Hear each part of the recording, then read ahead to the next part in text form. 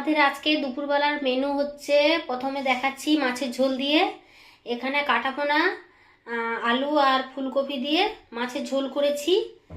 আর এখানে করেছি ভাত।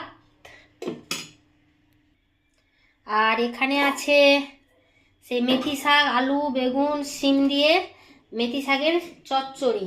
এই যে এটা চচ্চড়ি। এখানে আছে পেঁয়াজকলি আলুর ভাজা।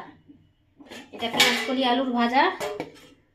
তো ছেলেকে খাবার দেব। এই যে থালা নিয়ে চলে এসেছি, এখন ভাতটা বাড়বো,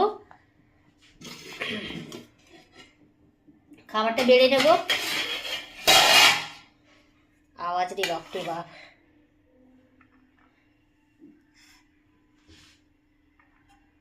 ভাতটা বেড়ে নি, চলো।